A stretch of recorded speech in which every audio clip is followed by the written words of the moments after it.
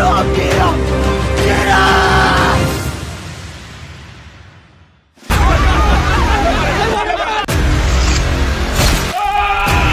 ဒီလိုလုံးတေဟောပြေတာ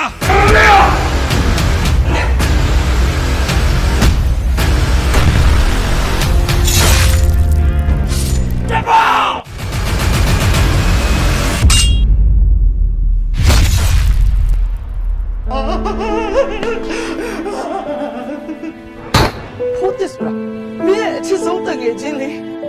အဲ့လိုလူမျိုးတော့မြစ်တတ်နိုင်ပြီဆိုမှတော့မင်းတို့လားမင်းတငယ်ချင်းဖို့တက်ကိုငါမတတ်ဘူးကွာမင်းကိုယ်တိုင်တတ်တာခွဲတယ်ဟာမပြောနဲ့ငါတမရွေးဆန္ဒရကန်းကုန်နေပြီတာရဲ့ငါသားစိတ်နဲ့အခက်မသိဒီအမေတော့တတ်ဖို့ဝင်မလဲတော့မလား你所有搞完了，路不拉我们拆了搞。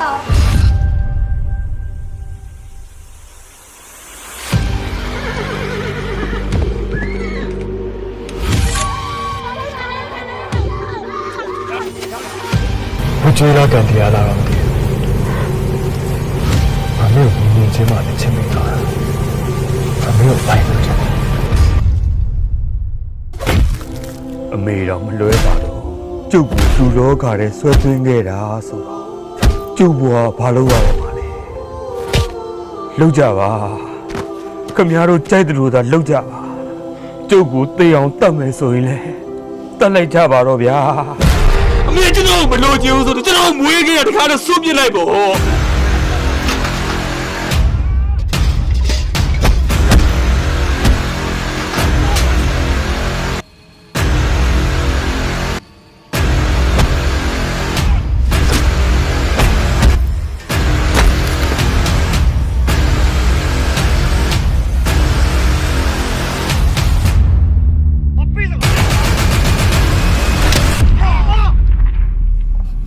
ဒါကြောင့်အမေမျက်ရည်ကျမယ်ကိစ္စနဲ့